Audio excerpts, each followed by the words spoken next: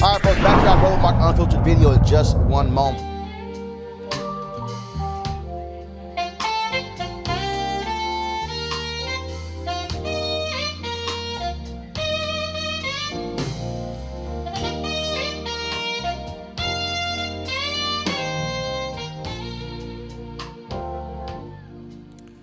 That's my man Gerald Albright right there, folks. He could be one of the performers at the Luxe Jazz Experience taking place in Cabo, November 7th through the 11th. For top-notch music, upscale destination. Got a week-long events planned at the Omnia Day Club, Los Cabos, nestled in the Sea of Cortez in the celebrity playground of Los Cabos, Mexico. The Luxe Jazz Experience offers the ultimate getaway for jazz aficionados. Folks, it's going to be food, alcohol, fine, like I say, golf, spa, health, wellness, all that good stuff. I'll be broadcasting Roland Martin Unfiltered from there that Thursday and Friday. The second annual Luxe Jazz Experience also will include many concerts, the Spirit of Jazz Gospel Brunch, and Jazz Sunset Cruise. The confirmed guests, comedian actor Mark Curry, as I said, Gerald Albright, Alex Bunyong, Raul Madan, Incognito, Pieces of a Dream, Kirk Whalum, Average White Band, Donnie McClurkin, Shalea, Roy Ayers, Tom Brown, Ronnie Laws, and Ernest Quarles. For more information, visit lifeluxejazz.com, LIFELUXEJAZZ.com. Again, like I said, November 7th through 11th. You want to book your package now, of course. That way you can lock in the cheapest airline flights. We're going to have a great time down there. So while folks are cold in Northeast as well as the Midwest, we'll be chilling in the sun in Cabo. So lifeluxejazz.com. Now back to your Roland Martin Unfiltered video. You want to support Roland Martin Unfiltered? Be sure to join our Bring the Funk fan club. Every dollar that you give to us supports our daily digital show. There's only one daily digital show out here that keeps it black and keep it real as Roland Martin Unfiltered. By going to RolandMartinUnfiltered.com, you can make this possible. But I got to talk about this story out of Alaska, where a young swimmer, a sister, biracial, was disqualified after a race because the judge ruled that he could see her butt cheeks. Okay? Now, after lots of public outcry, the decision was reversed. Now, Brecklin Willis, she's a member of the swim team at Diamond High School in Anchorage, Alaska. She has competed in 4 events in a swim competition on Friday. She won, she swam in 4 of them, won a heat during the meet. But a race official said that her swimsuit had shifted into a position that showed too much of her backside, claiming that was a rule against that. Folks, it was a school-issued swimsuit. Many people say that she's a curvaceous person, but she's also a sister, meaning she got butt. She's biracial. Erica, this is absolutely insane. In fact, there was a female judge who actually said, we're going to have a problem with this once this gets out. This guy tried to claim that the rule existed, and they said, no, it doesn't. This is nonsense, this rule. This is crazy. So cue Serena Williams, and then just cue also the policing of black bodies. This is not just black women. To be black is to live in a police state constantly. It does not matter where you live, where you, what type of occupation that you have. That is really the existence of being black. And so when we hear stories like this that have actually made national news, I know for myself, and people that I communicate with, this is not something that surprises us because we've actually experienced the same things growing up in school and whatnot and in our own profession. So I think that this is kind of a part of that larger conversation where we're just talking about, like on the debate stage, which is a perfect place on the HBCU campus, that these are some of the conversations that need to be had from a constituent or just, you know, folks in the public to people who are actually running from higher office to talk about what are their, where do they stand on making sure policies that really do continue to keep us in a place where everything we do, from our hair, our locks, to our bodies, to the way that we communicate, is always something that's being policed. utterly idiotic, Greg. It's utterly idiotic. It is, but I mean, I agree with Sister Wilson. I agree with Erica.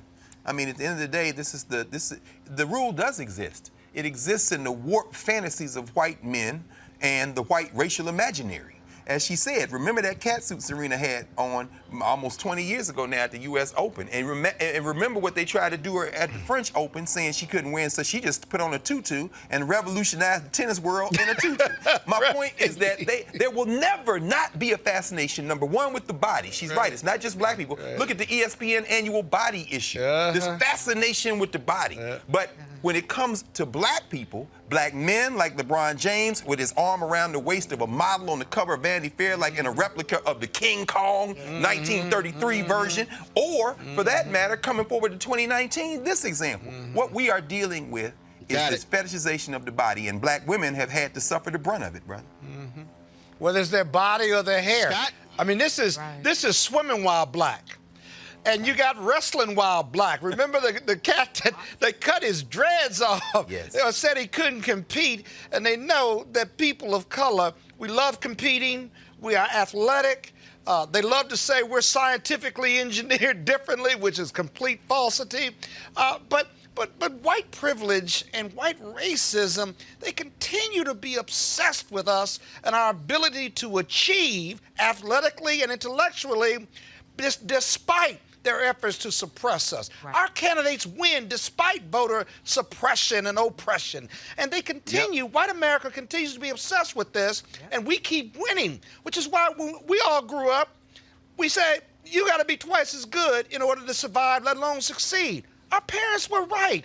We do, because white privilege and white racism continues to be obsessed with us and trying to see how much more we can overcome, and we keep winning. And good luck to that swimmer, and glad she got that resolved, and she needs to keep swimming because they're telling her she probably got to lose weight to be a championship swimmer because she's too curvaceous. Keep your curves, young lady. Keep your curves. Well, first of all, they ain't going nowhere. Right. They ain't going nowhere, and they might as well suck it up. Folks, stunning video came out last night. Dozens of displaced residents of the Bahamas hoping to find refuge in the United States were kicked off a ferry headed to Florida on Sunday night. As we've been reporting, parts of the Bahamas were devastated as Hurricane Dorian lashed the country last week. Hundreds of residents are still missing, and authorities have said that it could take months to tally the dead. Now, the number, of course, right now stands at 43. 43, but folks, that didn't stop the crew, the United States crew, from making this announcement. When you come into the USA, you will have problems.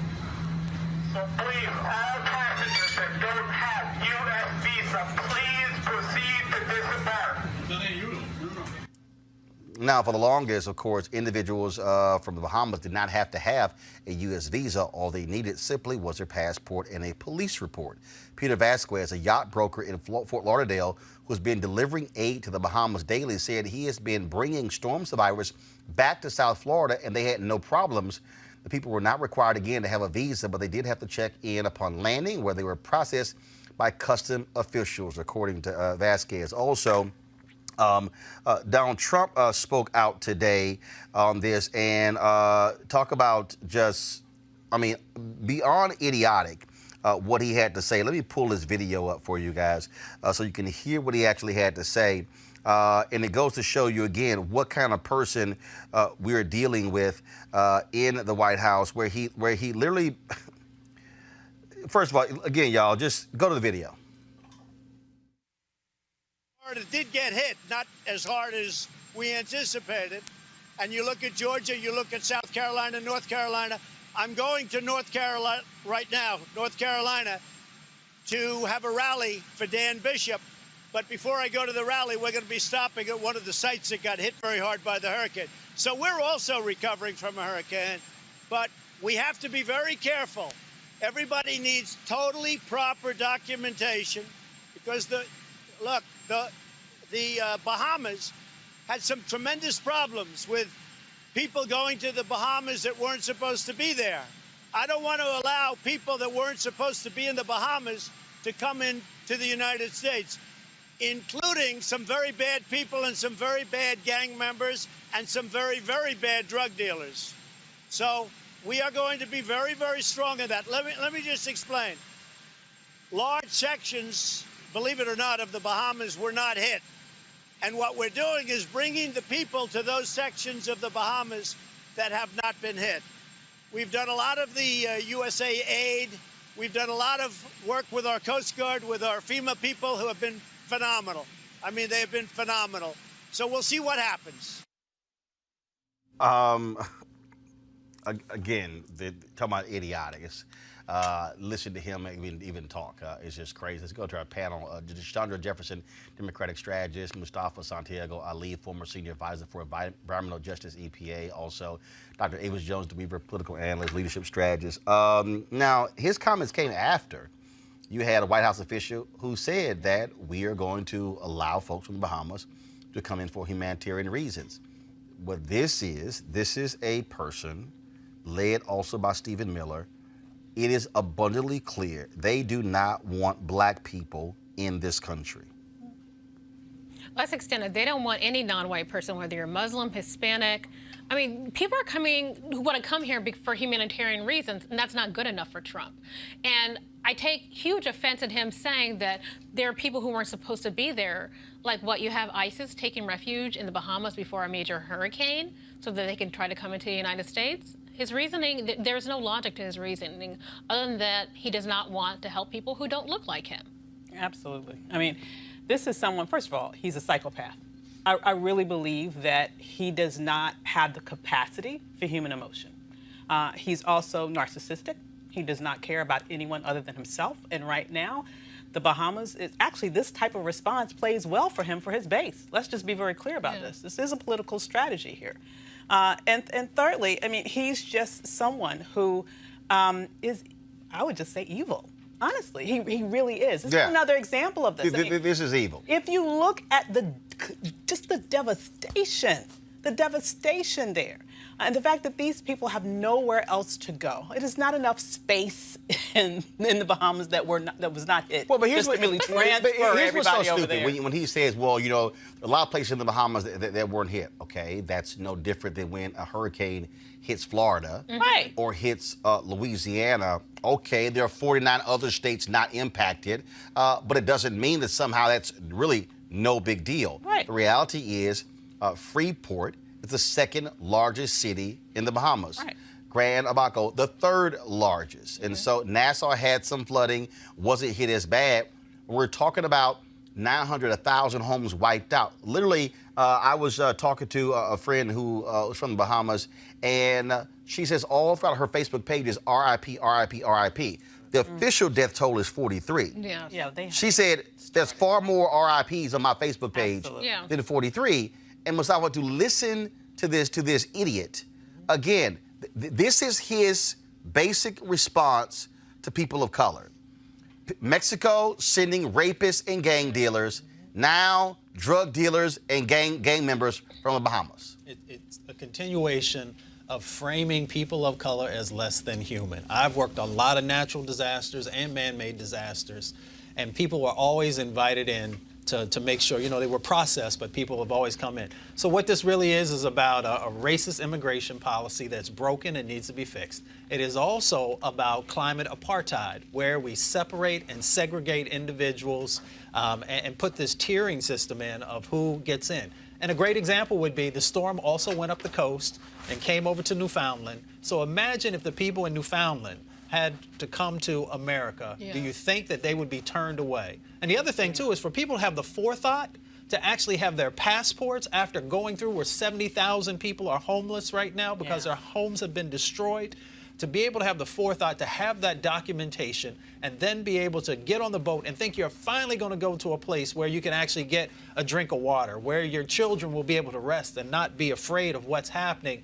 and then to be turned away, those 130 people who were turned away, that speaks to the inhumanity of this administration and their lack of understanding of why you need to have strong climate policies thought out. And a part of this is a part of the devastation that happens of making sure that when people are fleeing from the impacts, that the process will get them in. But I don't even think he's paying attention to what's going on in this country. what's going on in the Bahamas, I don't think he fundamentally cares. Oh, of course. No, of course not. Right. And that speaks to the issue of you saying this man has no empathy. Right. For him, this is for a country inhabited by black folks. He don't care. Absolutely. And there is no political gain. There is nothing for him to get of actually caring other than just a basic human response. Because remember, for Donald Trump, everything is about personal and political gain. Right, absolutely. And I would just say, just to your point also about this is specifically a racialized standpoint, there are over 500,000 white, undocumented immigrants in this country right now. Yep. I have not heard one peep out of this White House about trying to round them up and get them out or put in any sort of barriers in terms of their future. Doesn't want to. They're white. Nothing. Yeah. Nothing. He wants more people from Norway. Yeah. Absolutely. And they passed the buck. So just like with Sharpie Gate, when after he got caught up in that and said, he didn't do it and all this other kind of thing, you see the same thing. So now CPB is actually saying that it was the ferryman who actually made it. So they continue to pass the buck and not make sure that they are being held accountable. First of all, these folks lie. Yes. I don't take anything that they say as truthful. True. I assume anything that we hear from the Trump administration is a lie unless proven otherwise. Amen. Because they say innocent to proven guilty. No, for them, they're guilty to proven innocent. Yeah. Because that's what they do. They lie about a whole bunch of stuff. And that's why, that's what you're dealing with there. But again, Stephen Miller, Trump, all these folks, they want this to be a white country. Yeah. The reality is, if you look at their policies, they do not like the fact that we are moving towards a nation becoming a majority people of color country. This is what their policy is. This is what the Republican Party wants. They want this to remain, as long as possible, a white country because the demographics do not align with their politics. Right. That is the reality of what's going on here, and let's just not even confuse it with anything else, folks. You want to support Roland Martin Unfiltered? Be sure to join our Bring the Funk fan club. Every dollar that you give to us supports our daily digital show. There's only one daily digital show out here that keeps it black and keep it real as Roland Martin Unfiltered. By going to RolandMartinUnfiltered.com, you can make this possible. So overall, this Joe Biden, 25%. Kamala Harris, 15%, Elizabeth Warren, 12%, Bernie Sanders, 10%, then Cory Booker, Beto O'Rourke, Andrew Yang, Donald Trump is at 1%, Castro, Buttigieg, Kirsten Gillibrand, de Blasio, all the rest of them people. But if you, first of all, Castro and Buttigieg still in the race below Donald Trump among black people, that should be a concern.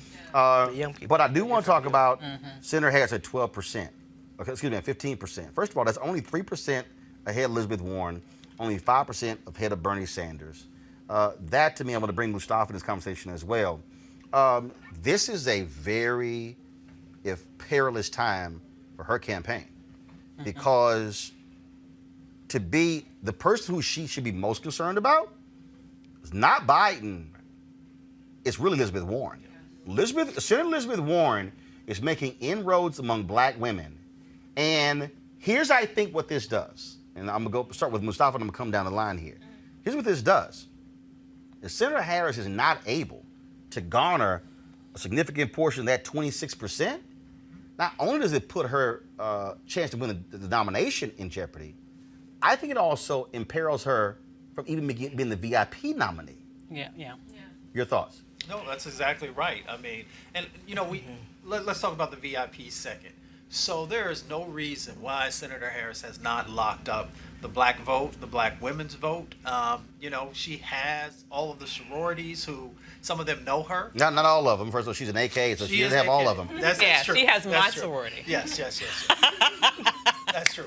But, there is some familiarity that's there. Let me say it that way. So I think that the difference is, and I've been out there, I've had a chance to talk with almost all the candidates except for Klobuchar, and that Senator Warren actually shows up. She's in lots of places. She spends time. When we were at the NAACP, the presidential primary, I actually watched her afterwards, and I've told this story before where she said to folks, she said, I'm going to be in 46A and B, Right. And she actually stayed there for an hour and a half.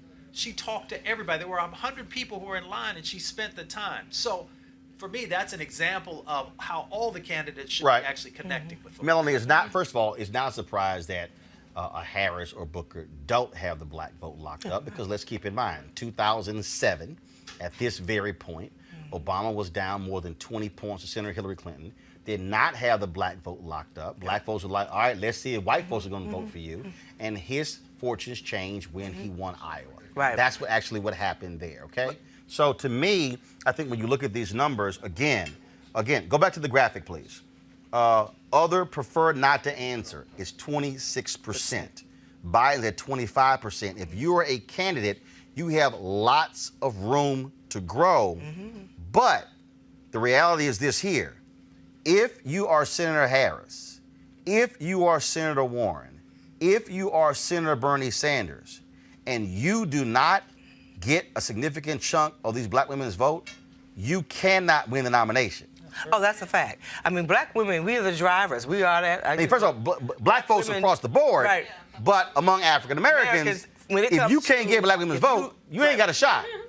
And you don't. And that's just the reality. So and that's why we say black women are still shopping. So people, every candidate, Kamala Harris, and everybody has an opportunity, but they're going to have to earn it and work hard for it, because there's some things that happen, even under President Obama's era that we didn't get. We never got the black woman Supreme Court, Right. nomination. There are things that, and so we're going to shop. It's not just your color by any means. It's about who is going to address the issues of concern that we have. So black folks are pragmatic about our vote. God, yeah. But black women, we drive the vote because we don't just show up. We bring our significant others with us. And that's when I say secret sauce. So folks got time, do what they need to do, work hard, spend the money, respect our vote. That's the bottom line. And then I say follow black women if you want to win.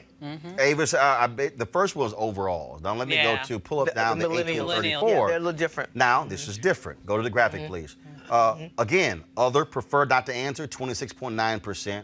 Yeah. Bernie Sanders, 18.9%. Kamala Harris, 17.1%. Elizabeth Warren, 13.7%. Joe Biden, 10.3%. Now, among 1834, Joe Biden's at 10%.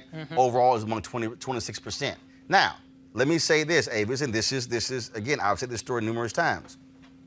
If you're 1834, you're millennial, you're Gen Z, and you think you're all of that, this doesn't mean a damn thing if you don't go vote.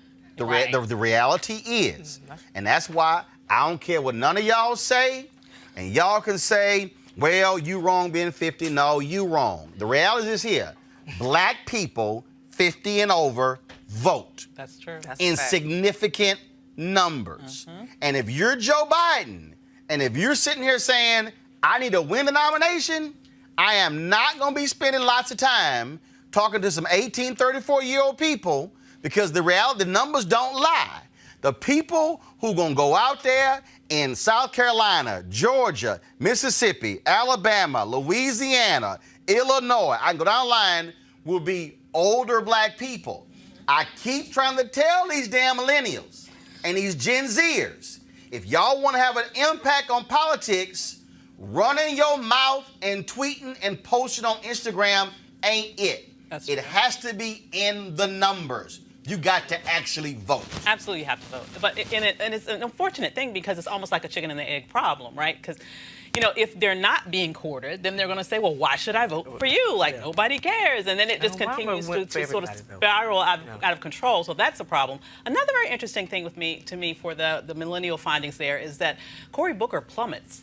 As you can see, he goes He's at all the way down to 1.7%. Exactly. Overall, he was at 4%. Absolutely. And so, and also interesting was that Kamala's numbers actually went up slightly among millennials as compared to black women overall, which really surprised me, given a lot of the pushback. 1834, she's at 17.1%. Yeah. And then overall, she's at 15%. Absolutely. Right. So that really surprised me, given all of the pushback she's been getting around her prosecutorial past.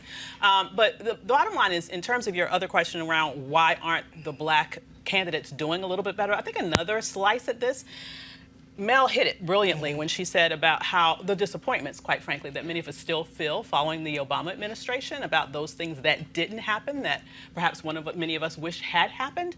And I believe that the next black candidates, and these are the first ones to sort of test that water after him, are going to have a harder they're going to have a harder time gaining the trust of black people than he did, because they will say, a lot of us say, well, you know, we voted, we hoped, we expected, we got you in office not once but twice. And though there were many things that happened, there were a lot of things that didn't. And we see other communities in some circumstances seem to be more directly addressed and more publicly addressed than ours. And so this next group of black candidates, and frankly, I believe every black candidate that comes after him is going to have to work even harder to get the black vote. Deshandra, any of these black candidates, I don't want to hear none of that. That's great. You know why? Because had they actually listened to my damn show, Well, I'm sorry, y'all you can go pull the tape. I said from the 3rd year to the 8th year, I kept saying, listen up. The next black person running for president will not have the same runway as Obama did. All these people kept telling me, why you hate? I said, I'm trying to tell y'all. Yeah. And even, see, this is the mistake. This is the mistake that all these people keep making, is that they mistake black folks' love and affection for the Obamas and thinking that translated also to the policy piece. While it was happening. And see, this was one of the problems here. One of the problems is that black leadership wanted to press harder. Black folks wouldn't let them. That's true. Because black people penalized black leadership. Yeah, they did. I can do a roll call. Amen to that one. But so then what happens is, after 8 years, then folks is like, oh my God, what the hell happened? Because it came down to also hardcore policy. And I kept making the point. And for African Americans, we focused on him being the first black president and not the 44th. And so for these candidates, now let me, someone get your thoughts on this. So here's to me, I believe, the mistake that Senator Booker made and Senator Kamala Harris made. Okay, I want to get your thoughts on this. So here's, I think, the mistake that they made.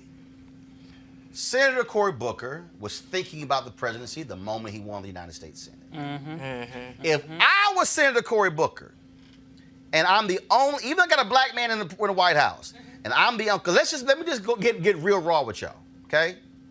Obama wasn't doing black conventions. Let me just go ahead, just help y'all out. Truth. President Obama only spoke at one black convention a year. If y'all want me to do a roll call, I'll do a roll call. Okay? Senator Cory Booker should have said, all right, I'm a lock down black America. I'm going to NABJ, MBA, I'm going to the dentist folks, I'm going to the National Medical Association, I'm hitting everybody. I'm hitting black men's groups, I'm hitting black radio, I'm everywhere.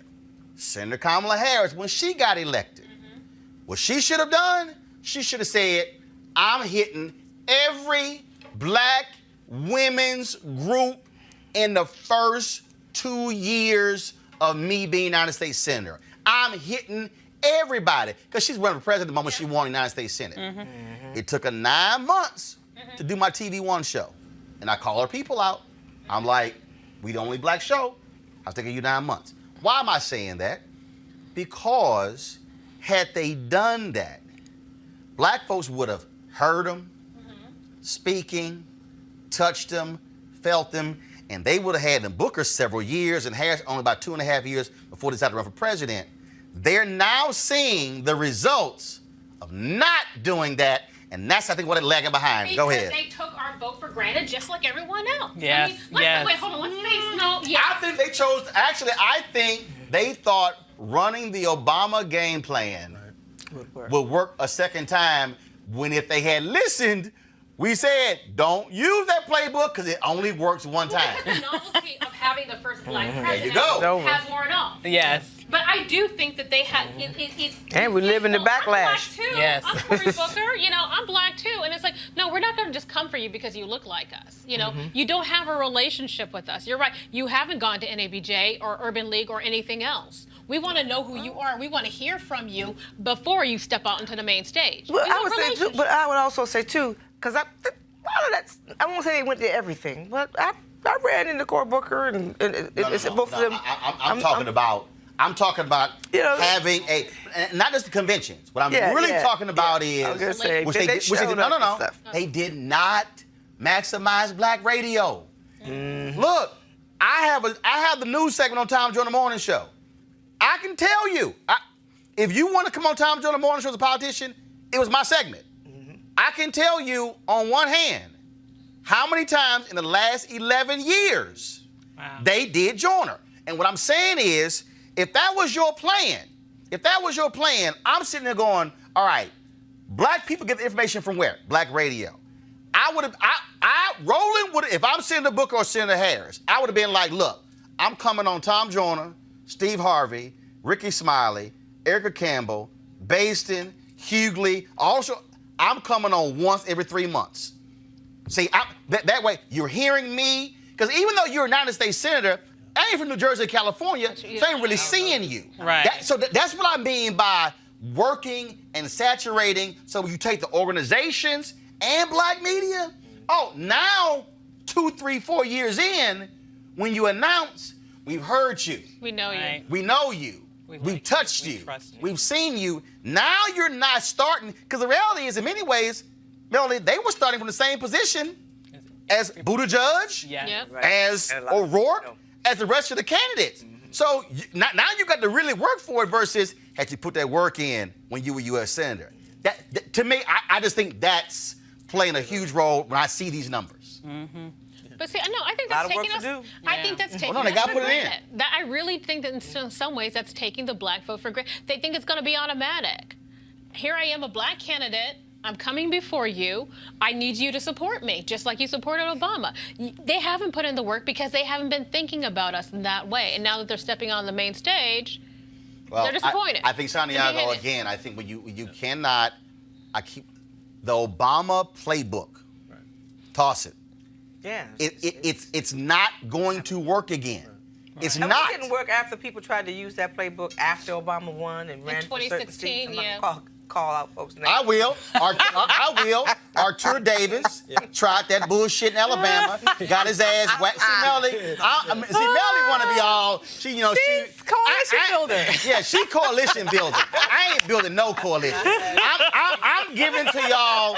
I'm giving it to y'all raw, uncut, unfiltered. The reality is what you have. Y'all, this is the most basic thing in the world. Okay. I'm just going to use media. This ain't no different.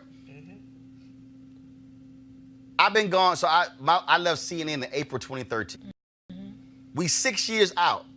I still got my black base. Why? Because I cultivated my black base while I was there. I didn't leave TV One when I joined CNN. I stayed with TV One. I don't care who you are. Always lock down your base. That's right. Because your base is what you build on. Always. You don't try to build over here. You got to lock down your base. The entire Democratic Party needs to learn that lesson.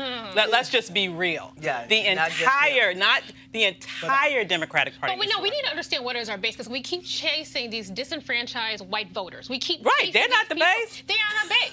We need to let them go. Let God. And the reason this survey is important is because, Melody, it's about numbers. And see, this is the mistake I guarantee people make. If you say Democrats will get 90% of the black vote, no, the issue is not will you get 90%. Is how many. Right. That's right. That's a fact. 2.4% drop in 2016. But we're not going to do that extra step. Can you increase the... Can you get us to overperform? Overperforming is beyond what's normal, right? And so in 2016, we showed up, but, folks can say whatever. I was on the nonpartisan side. I'm just saying, in Florida, I was there. Not enough was done.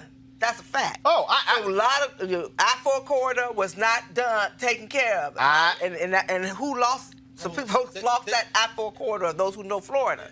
There's a template for success in our communities, and people know it. If you are a great comedian, you work the circuit. and people get to know you. And then whenever you blow up, they come and support you. They'll pay the $50, $70, $100 ticket, that type of thing. Great singers, they work the circuit. Everybody knows that. Great preachers, they work the circuit. So with our community, you got to work the circuit. And if you're not willing to show up, then you're not going to get our vote. And it's just that simple. And so, and then when you talk about, again, how you let's go back to the survey here, and let me go. So let's go back to my iPad. Let me go back to the overall number here. So you take right now, you take a Pete Buttigieg, okay, who's at 0.6%. The reality is this right here. Now, I just saw a story a moment ago where a number of ambassadors who supported Obama, they're backing Buttigieg. You have Nicole Avant, who's one of the ambassadors to the Bahamas. Earlier, he's got folks who raise the money there. But again, candidates like that, it's like, Doc, at the end of the day, you can sound great, you can get all the praise you want from mainstream media, but you're gonna have, if you're a Buttigieg, you can't have an event at the Harold Washington Cultural Center in Chicago, and it's packed with white folks from Hyde Park. Yeah. No, but now granted, if you're a Buttigieg, that's when you got to call a staff meeting and say, yo, Where are the people? what the hell y'all doing? I can't be at the Harold Washington Cultural Center, okay, in Bronzeville, and it's lines of white folks from Hyde Park.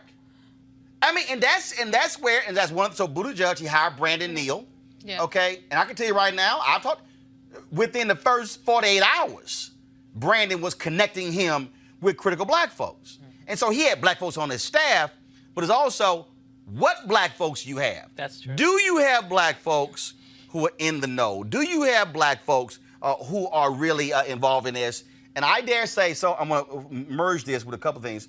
I'm going to talk about Senator Harris's criminal justice plan, but also the debate on Thursday while you all are here. To me, debate, Thursday night, Texas Southern University, HBCU, out of all candidates, she got to crush this thing on Thursday. My God, she lost all the numbers she had from the first debate.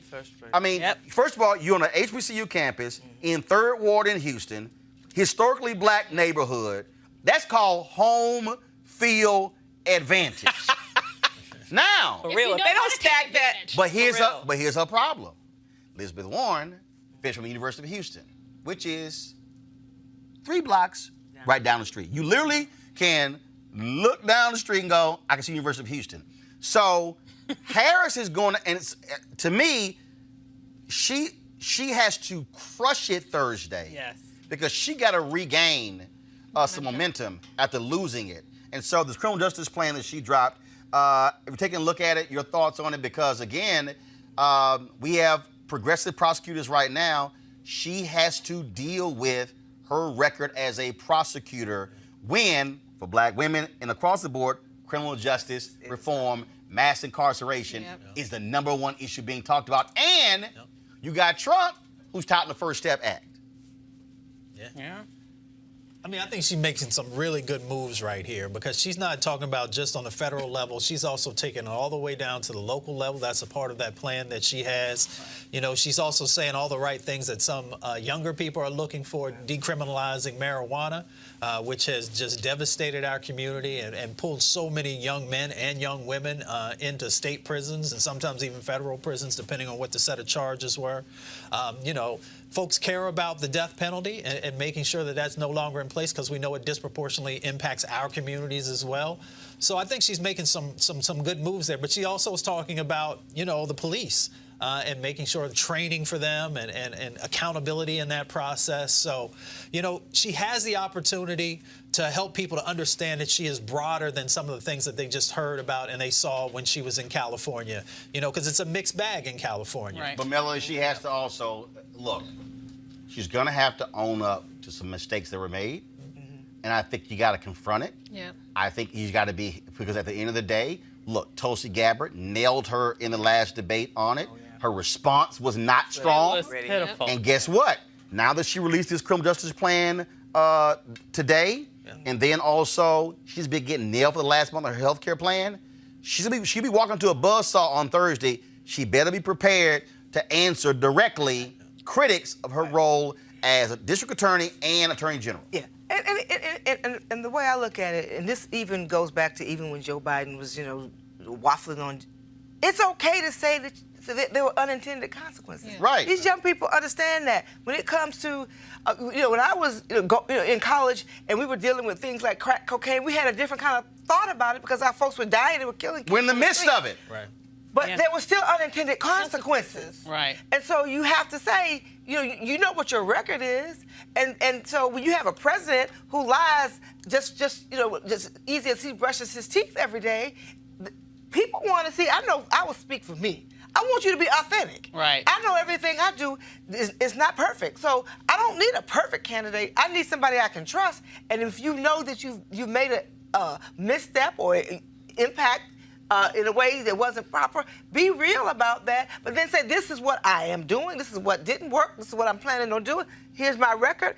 And be real about that, because at the end of the day, all you're going to get is that next person to you going to point it out anyway. Yeah. Absolutely. So own whatever you see that did that. And I'm not speaking specifics because I don't have enough information to be honest about that plan. I have not had a chance to read it. But Well, first of all, she gave the plan, that the ability- preview to the New York Times, they're unveiling it today. But I also clear y'all versus the New York Times, y'all should have previewed it with black media. Well, that's another story. But again, but Avis, one of the things that again jumps out, I think when you talk about one thing that I think she should do, I think she should have her own criminal justice summit, where where first of all that is your summit, you're live streaming it, you're putting it out there, people can ask questions.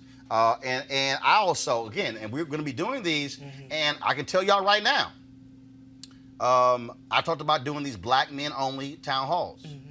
The first candidate who said yes, Buttigieg. That's right. Yeah, he working The now. second candidate who said yes, Julian Castro. Now, if you are Biden, if you're Harris, if you're Sanders, now Warren also said she was interested.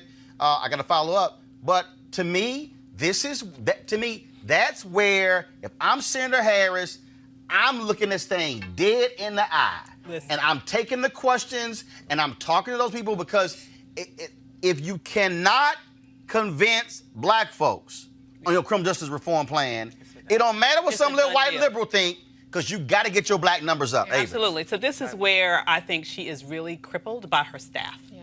She's not surrounded by the right people to give her insightful advice like what you just gave. All I got to do is watch Because the show. Here's the well, they need to. All they gotta do is just I'm just tune in. saying. Tune in. Whoever her main Send a check. advisors are, these people are not. They're leading her wrong. Number one, I like the plan, but she waited too damn long to pull it out. She did. I don't understand why it took this long for it to come out when she knows from the very day that was she gonna be a hit. announced. That's gonna be a hit. It was like it was already coordinated. These attacks, and a lot of it was misinformation, to be perfectly honest, against her, and she never ever addressed it. Number one. Number two, I don't understand why the Tulsi thing was a surprise. She should have expected that, if not from her, from somebody, because it was out in the atmosphere. And number three, I agree. I love the idea of the summit. I was saying she could do that. She could do like a Philadelphia-like Obama speech where she addresses all the issues heads on, tells her side of the story, tells where she went wrong, tells what she wants to do now. But the summit is even better. And then lastly, I would say that she does need to do something that specifically addresses black men. Specifically addresses black men, because she has a specific problem with black men. Part of it related to the criminal justice issues. Right. But let's also be petty, okay? Part of it related to the fact that she's married to a white man. So she needs to figure out a way to connect with black men so that they see her and respect her for herself and for the candidate that she is, and not for all of this sort of vile innuendo that keeps circulating throughout social media. Deshandra, again, when I look at these numbers, I think if it's number one for black women, criminal justice reform, mass incarceration. If you notice number one for black men, and then you're gonna have Trump running around talking about his appeal to black folks, because what Trump knows he can't get black women. Okay, he already knows that. Okay, what he's trying to do is he's trying to get 15% total black support, and what he's trying to do is to put the black male support at 85% for Democrats, because last time it was 94 for Hillary Clinton, 94 for Hillary Clinton, and it was about 86 687 for got black like men 13%, for yeah. Hillary Clinton. Right. Okay, that's right. it was a 9-point gap. Also, was a 9-point gap between black men and black women between Obama and Romney. So this gap between black men and black women for Democrats It's exploiting it. ain't It's because real. of Trump. It was there was with already Obama Romney. I'm just saying they might want to pay attention. Your final thought on this? Well, no, topic. he is definitely going after black men, and you see that with his digital spending. He realizes that's an opportunity for him. He's written black women off. But, you know, when he asked in 16, you know, why not vote for me? What do you got to lose? Some people were looking around in the barbershops and like, yeah, what do I got to lose? You know, like, let me try something different because the Obama years didn't lift me out. You know, I'm still here. I'm still in the same place. That's one thing we have to acknowledge. You know, we cannot assume that we have a lock on the black vote. We cannot assume that he is not making overtures to black men. But going back to the criminal justice plan, it's a day late and a dollar short. I mean, Biden came out with his plan. Elizabeth Warren came out of her plan. Julian Castro, you know, forget the low numbers. He's been talking about He's been on it. and he's had some really good things to say in debate. No one just knows who he is, but he's had some really insightful things to say. This is her Achilles heel, and she's just now addressing it. Yeah, it's crazy. Right. If you knew this was going to be a problem, that should have been one of the first policy Absolutely. things you put out of the gate. Now, of course, now you're allowed to build up. The reality is, final point here, Melody, it's a huge swath of black women who are sitting there waiting to be courted, waiting to back somebody. The race really begins after Thursday. I always said October 1, when the race began, I said all the rest of this crap, this is preseason, this is training camp, preseason ball. Regular season now starts after Thursday. Well, you took my words, because I was going to say, you know, so the glass half full for these candidates is post Labor Day. The race is on, and folks gonna have to put on the gas, show up, be everywhere, but most importantly, be authentic and address the issues. This poll gives people a snapshot in time. They see where they are. These women are These are black women who vote, right? So if you ignore it, you know, it's free opportunity, free information for you. You know, we didn't do it for you, we did it for ourselves, so we would be clear what we know we want for our vote. And so, you know, ignore it at your peril. Yeah. Where can people, if they want to go read the whole thing, where can they read it? They can go to unitycampaign.org. All right, Melanie Campbell, we appreciate it. Thanks a bunch. Thank you. All right, folks, back to our Roland Martin Unfiltered video in just one moment. All right, folks, let's talk about 420 real estate here. Of course, marijuana, of course, continues to grow as a legal product all across the country. And our good friends at marijuanastock.org have already reached more than half of their funding goal for the hemp CBD investment. That's right. If you want to take advantage of this great opportunity, you need to do it right now because it won't last much longer. Now, if you don't know, I'm talking about the hemp plant, the good cousin to marijuana, with a much higher concentration of CBD. That means hemp gives you all the medical benefits of marijuana without getting you high. Also, if you don't know, hemp farming is now legal in the United States, creating one of the largest commodities worldwide. It's just an incredible investment opportunity, and that's where our good friends at 420 Real Estate come in. Their business model is simple. They buy land that supports hemp CBD grow operations and lease it to licensed, high-paying tenants. That's right, they're hemp CBD landlords, and you can get in on the action. Again, as hemp continues to change the economic landscape, 420 Real Estate is allowing you to chase the American dream. And the best part, you can invest in this crowdfunding campaign for as little as $200. That's right, $200 up to $10,000. Now, again, you must get in before the fund closes. To invest, go to marijuanastock.org. That's marijuanastock.org. You can get in the game and do it now. Now back to your Roland Martin Unfiltered video. Well, to show you the hypocrisy again, folks, when you talk about that, you look at what happened in Texas with Crystal Mason, of course, a sister who previously was in federal prison. She voted in the election, did not realize she could not vote, and again, book thrown at her upwards of 5 years in prison. And so she today, of course, went to court with an appeal in that particular case. And you talk about, just, again, an absolutely crazy story. And it's not like you have folks who are saying, okay, innocent mistake. It makes no sense to put her in jail for this long. Nah, Texas Republicans have been real quiet about that one. Joining us right now is her attorney, Kim Cole. Kim, how you doing? I'm fine, Roland. How are you? I'm doing great. Crystal, how are you? How you doing? I'm fine. Thanks for asking. All right. So what happened in court today, Kim? So today, the Second Court of Appeals heard our oral argument for Crystal's appeal, and they will be making a ruling on that sometime within the next few months or so. There isn't a specific time limit or amount of time that they will be returning a ruling. It could take months. Some cases have actually taken years. Right. So we're just awaiting their ruling, but they did hear our oral argument today. So so Crystal, exactly where are you now? Are you out of prison? Are you in a facility? Are you at home? I'm at home. So explain for the folks exactly what's happening with you. I'm at home right now. I'm still on supervised release on the federal level, and I'm fighting the 5 years on the state level right now. So you serve your federal time, they said, for violating your parole conditions, but this 5 years, that's on the state level. Correct, yes. And Kim, do you not have people in Texas who are saying this is ridiculous that you would try to send somebody to prison for 5 years for an innocent mistake such as voting? Certainly, there are plenty of people here in Texas who find this Crystal's conviction absolutely ridiculous. Any Republicans? No. Okay. No. I was joined by the ACLU, and they presented the oral argument today. Of course, the ACLU has been working very hard. They joined us on Crystal's case a couple of months ago, and they've been working very hard to fight this unjust conviction. Yeah, so it is just, again, it's crazy when you look at this particular case, when you look at the fact that they prosecuted this case. It makes no sense whatsoever. Crystal, how has this impacted your family? I know at one point we were putting the GoFundMe out because you were possibly losing your home. So, what's happening again now? Right now, I'm still trying to put the pieces back together.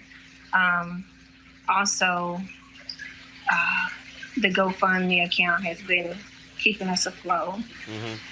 And I'm just when I went back and got back on supervised release, they implemented a form now, and it's a form that lets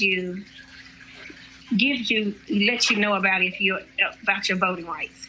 It actually lays it out and let us know now that while on supervised release, we're ineligible to vote. Well, if I had that, I signed that form July the 22nd, 2019. But if that form was available August 2016, I wouldn't be going through this right now. Well, it certainly is ridiculous that Texas is spending the amount of money going through this. Just makes no sense whatsoever. So certainly keep us up to date on what's going on, and we'll keep letting our people be aware of this case. Thank you. All right. Thank you, Roland. Appreciate it, Crystal Mason, Kim Cole. Thanks a lot. Melody, this is stupid. This is stupid that the prosecutor there in Texas and the folks there are pursuing this case here. 5 years. That is an absolute waste of resources. Somebody who already had parole revoked, who went back into federal prison, came out. It's stupid to say, fine, we're still going to try to send you to Texas prison for 5 years. Yeah, I mean, I totally agree with that. Don't know what's going on with Texas. Easy, they probably moved from Mississippi. Don't try to put that on Mississippi. They probably moved from Mississippi. Don't try to put that on Mississippi. This is deep in the heart of Texas. Right there in Fort Worth, a very red county. Yeah. That's your party. Well, it's your state. I know, and I'm calling them out in my state for being foul, Michael. What I can say about what's happening in your state is that this sounds ridiculous, especially in an era where we're talking about criminal justice reform, sentencing reform, to put people back in jail, to make the taxpayers pay for whether it was an intentional or not, essentially is a clerical-like mistake to send someone to jail for really any significant length of time, a year even, or 6 months even. It just sounds ridiculous. And so I think she's appealing, but I hope that she goes home. This is pure trash, Michael. It's a waste of resources. Yeah, absolutely. I mean, we all know about the First Step Act, and that's great, and it's a great start. But until you deal with sentencing reform, It doesn't matter what you do with making sure that the First Step Act is implemented. But the First Step Act is on the federal level. Right. This is state. And I'm not even suggesting this should have been even a fine crime. I think this is one of those you stand in front of the judge and the judge says, hey, don't do this again. Right. To me, that should Especially have been when enough. her parole officer testified. Correct. She did not know she couldn't vote. Correct. It's But crazy. there was no intent. Without intent, you can't break a law. Kelly is crazy. But again, we see how the GOP plays this game. Again, this is a Republican district attorney, Republican judge who she went forward in Texas, and let's throw the book at her.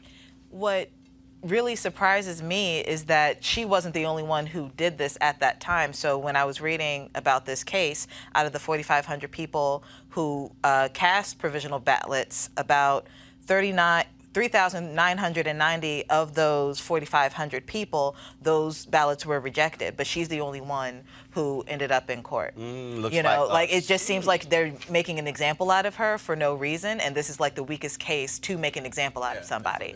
It does. They're making an example out of her. Absolutely. Yep, black folks are But at what cost? And that's the problem. I'm pretty sure that some of that 3,000 number, I'm pretty sure that a number of them were black too. But either way, it's still wrong. Like if any of those people were being convicted. Which is why I said that it was wrong. But whether or not, as you said, I think that they wanted to make an example out of her, and that's what they're doing. And I hope that she wins her appeal or whatever and goes home soon. As opposed to those in North Carolina who actually participated in rampant election fraud. Gotcha. You want to support Roland Martin Unfiltered? Be sure to join our Bring the Funk fan club. Every dollar that you give to us supports our daily digital show. There's only one daily digital show out here that keeps it black and keep it real as Roland Martin Unfiltered. By going to RolandMartinUnfiltered.com, you can make this possible. All right, folks, let's talk about some wild cops doing what they always do. In Louisiana, there was an open records request that was put in there, and guess what they discovered? 10 pages of emails in which Baton Rouge, Louisiana police officers use racist language, including the N-word, to describe constituents and their own colleagues. The records request was made public by the Office of New Orleans Attorney William Most and revealed 2 instances in which officers used the N-word back in 2014 and 2015. Here's a screenshot of one of the emails with the offensive language redacted.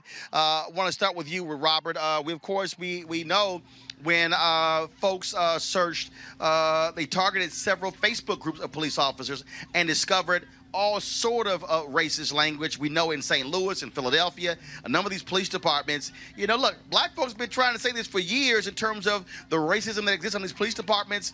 And look, we have emails, we now have Facebook postings, and it's amazing how people want to live in denial as if it doesn't even exist. Well, I think the biggest issue is you could go through probably every single police department in this country and pull something like this. We have to understand that this discussion we've had over the last decade about police reform has to go deeper. It has to go down to the rank and file officer, not just the leadership. We need to ensure we are rooting these people. I interviewed the Ku Klux Klan recently on my radio show, and they said that they've taken off the robes, and their plan is to infiltrate law enforcement, the military, and our judicial system. And they've been doing that for the last 2 decades. That's what I'm saying. They've been doing it for the last 2 decades. Hold on. In fact, no, not the last 2 decades. We got to remember, the White Citizens Council that was in Mississippi, the other states, they were made up of, guess what? Police departments, police officers, police chiefs, politicians, judges. Black folks been dealing with these races since 1619. I agree with you 100% on that. And I think one of the primary things we need to do, recruit more people from our community to join law enforcement, recruit more people from our community to get involved, to be on the other side of the badge and better police our communities. And then they will be able to talk and clear out these racists from areas of law enforcement. We've seen how well that hasn't worked thus far. There are districts, policing districts across the country that do have minorities on the force and some sizable minority groups on the force. And at the end of the day, you see that outgrouping where the white officers are going to still share that language amongst their white group. And you don't see those Latino officers or those African-American officers stepping forward and saying anything either. At the end of the day, what we see in a lot of these areas is that that badge means more than actually fighting and mitigating some of these other issues. One issue that I think is extremely problematic when we're bringing these out is that we continue to fund at very high levels all of these anti-bias trainings. And at the end of the day, they are just simply not working. And we're seeing this across the country. And we, not only in those emails, but also in the interview process, when police officers are actually pulling folks over, when they're going through and booking people. We have seen so many instances, and it doesn't matter how often we publish them and talk about them in the news. There's still going to be a lot of groups who don't necessarily believe that this is happening. But we are still throwing a ton of money at implicit bias training. These people know what they're doing. This isn't implicit at all. They know exactly, and they are very conscious of what is happening out here. Yeah, and I think that there's something we can do other than just funneling money into these trainings that aren't working. Completely agree, and with actually what Amisha said, and I've had some experience in this. So I was chairman of the board of the University of Cincinnati, and we had an officer that shot and killed an unarmed African-American man in cold blood. That was DuBose, right? And when I became chair, I was vice chair when that actually happened. But when I became chair, I talked to the president and I said, look, you're going to have to fire the police chief, the assistant police chief. We're going to have to change the culture. And I pushed him to do that, and we did. Because what has to happen now is we need less training and more accountability. And, you know, officers have to know if there's a culture in this whole department where someone's comfortable enough saying the N-word over email, knowing that that's discoverable. I mean, they are emboldened there. So that's just the tip of the iceberg. There's a whole culture problem. So leadership needs to be held accountable because that means people were really comfortable doing that. And you can imagine what they were comfortable getting away with. Well, and last point here, Robert, the reality is when, of course, Chicago, when they went in and investigated, and they, of course, under a federal consent decree, you had officers who admitted, oh, yeah, we use the N-word. They admitted dropping off gang members in rival gang territories just to see what would happen. And look, I love these people who talk about, oh, you know, a few bad apples. But when they did that initial report, look, those Facebook postings, 381 officers around the country, and that was only a handful of police departments. People need to understand, black folks have been saying this for a long time. You must root this stuff out. And when people say, oh, no, racism no longer exists, that's just a figment of y'all imagination. Not when you got somebody with a badge and a gun who could frame somebody or put your son or daughter away for life because they are racist. But look, Roland, the last point on that. The only time I've ever had a gun to my head in my life was on 47th Street in Chicago, and it was a Chicago police officer. So I understand the issue, and this is why I say we have to get into these police departments. The saying isn't one bad apple and everything's fine. It's one bad apple spoils the bunch. We have to root these bad apples out. If you say it's one per department, let's find that one and throw them out on the streets. And then when you see what happened in New York after the killer of Eric Garner finally got fired and the police union has basically gone on strike, they're marching against the police chief, they're marching against de Blasio. You see just how deep this level of corruption, this level of hatred, this level of racism runs in our law enforcement. And this should be our goal and the goal of every one of those 10 Democratic candidates on the stage to explain to the black community how they will root that out. That needs to be priority number one. And to quote the great philosopher Chris Rock, look, there's some professions you can't have a bad apple in. You can't have a bad pilot. Everybody's going to die. Same with officers. There's just some professions that have a higher standard. You're That's right. all. All right, y'all, let's talk about last night's Democrat debate. It took place at Texas Southern University in Houston. It was, of course, an unbelievable night. First of all, shout out to Dr. Austin Lane, president of TSU. Phenomenal job there. All kind of drama happened last night. Let's first play Lindsay. My girl Lindsay Davis, ABC. Man, tough question to Joe Biden. Check this out. Vice President, I want to come to you and talk to you about inequality in schools and race. In a conversation about how to deal with segregation in schools back in 1975, you told a reporter, I don't feel responsible for the sins of my father and grandfather. I feel responsible for what the situation is today, for the sins of my own generation, and I'll be damned if I feel responsible to pay for what happened 300 years ago. You said that some 40 years ago. But as you stand here tonight, what responsibility do you think that Americans need to take to repair the legacy of slavery in our country? Well, they have to deal with look, there is institutional segregation in this country. And from the time I got involved, I started dealing with that. Redlining, banks, making sure that we are in a position where, look, we talk about education. I propose that what we take is those very poor schools, the Title I schools, triple the amount of money we spend from $15 to $45 billion a year. Give every single teacher a raise to the equal raise of getting out the $60,000 level. Number two, make sure that we bring in to help the teachers deal with the problems that come from home. The problems that come from home, we have one school psychologist for every 1,500 kids in America today. It's crazy. The teachers are, and I'm married to a teacher. My deceased wife is a teacher. They have every problem coming to them. We have to make sure that every single child does, in fact, have 3-, 4-, and 5-year-olds go to school, not daycare, school. We bring social workers into homes of parents to help them deal with how to raise their children. It's not that they don't want to help. They don't know quite what to do. Play the radio. Make sure the television, make sure you have the record player on at night, the phone. Make sure the kids hear words. A kid coming from a very poor school, or a very poor background, will hear 4 million words fewer spoken by the time they get there. There's so much we. No, I'm going to go like the rest of them do, twice over. Folks. What Joe Biden said has pissed off a whole bunch of people. Let's talk about our panel right now. Of course, joining us, we have Cleo Monago, of course, behavioral specialist. Dr. What's your name? Redbone. That's what Method Man said. That's what Method Man. That's what Method Man said. He like, the Redbone. The older sister with the red hair. The Redbone. That's what Method Man said. I'm just repeating what he said. Out of Julian Malvo, of course, President Emerita, Bennett College, and of course, see, Cleo is super black. Then we got quasi black. We got Jason, University of Maryland. Huh? Wait, no, but Cleo's super black. As black as Cleo. No, Cleo's super black. Yeah, we all super black. Nah, Cleo, different kind of black. Y'all, let's go right to. First of all, what the hell was Joe Biden talking about last night? Lindsay's question was a pointed question, talking about systemic racism. He starts talking about the record player and all of that. Who has a record player? And the problem there. The problem there that really jumps out is him going to, in essence, saying that black folks, that we need help raising our kids. And that's not what the question was about. And there are a lot of people who are really mad as hell with what he had to say. He was out of order. He was out of line. I mean, this is how he is reinforcing the notion that, excuse my language, but his ass is just too old to be in the play. I mean, you talk about record players, you talk about how you raise your children, and you know what?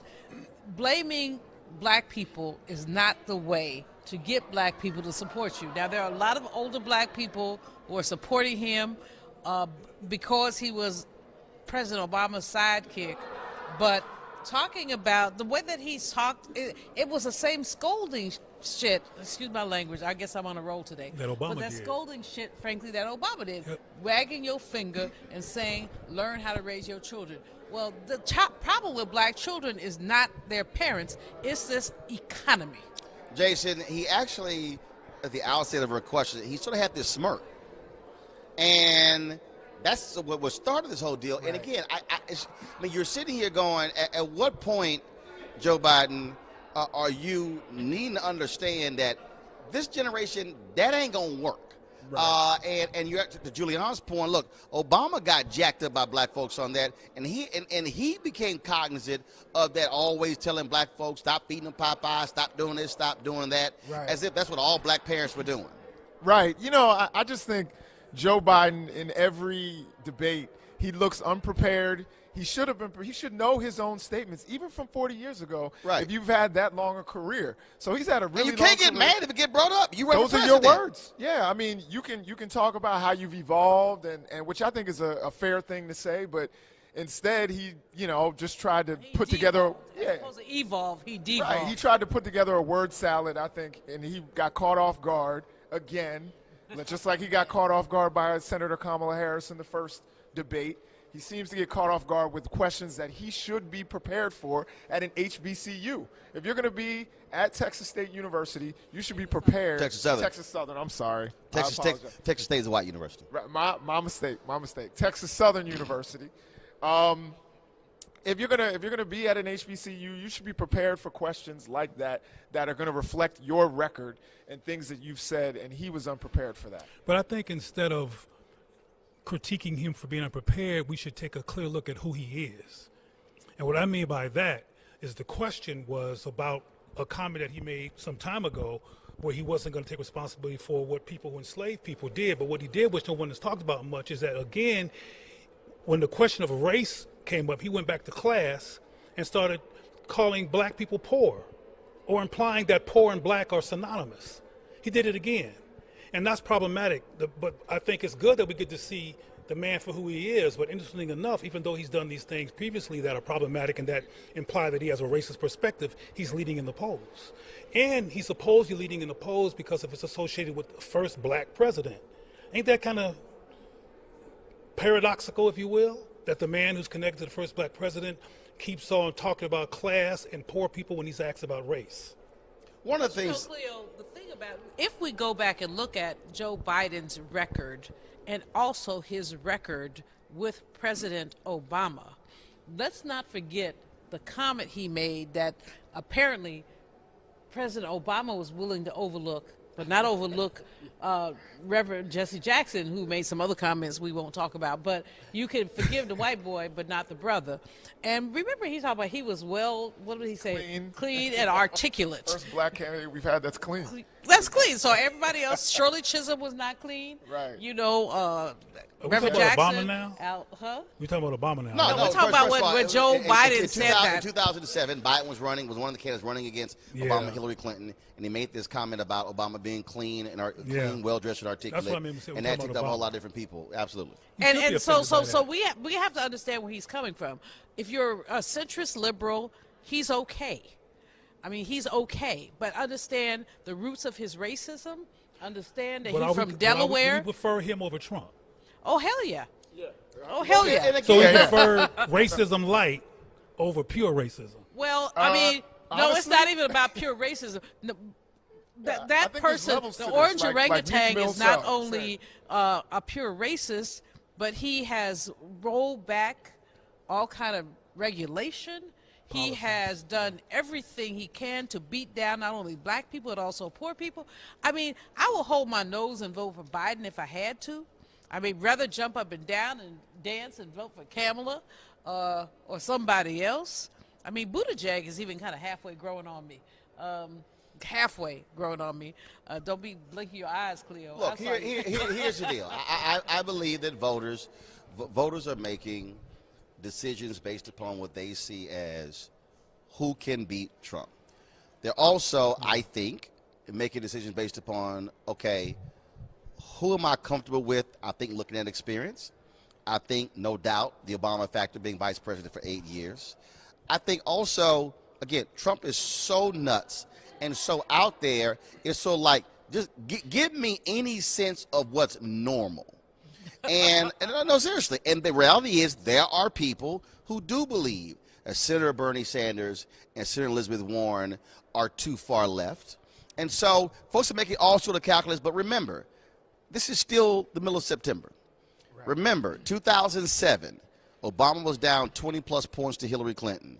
There was a debate in October in Iowa. She was asked a question about driver's licenses for undocumented workers, gave a messed up answer. That opened the door for Obama, and that's what caused the shift for her numbers to go down, his numbers to go up. And so I've been saying all these debates, y'all been hearing me, this is all preseason. Now the regular season starts. I always said October 1st when the game changes. I think that's exactly what we're seeing right now. All right, folks, back to our Roland Mark Unfiltered video in just one moment.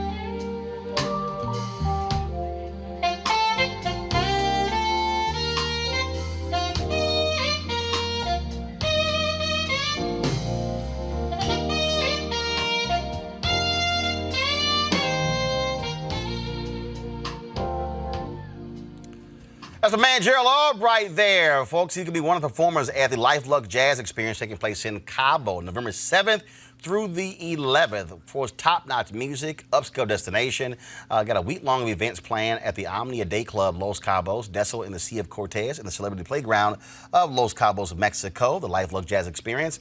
offers the ultimate getaway for jazz aficionados. Folks, it's going to be food, alcohol, fine, like I say, golf, spa, health, wellness, all that good stuff. I'll be broadcasting Roland Martin Unfiltered from there that Thursday and Friday. The second annual Life Luxe Jazz Experience also will include many concerts, the Spirit of Jazz Gospel Brunch, and Jazz Sunset Cruise. The confirmed guests, comedian actor Mark Curry, as I said, Gerald Albright, Alex Bouillon, Raul Madan, Incognito, Pieces of a Dream, Kirk Whalum, Average White Band, Donnie McClurkin, Shalea, Roy Ayers, Tom Brown, Ronnie Laws, and Ernest Quarles.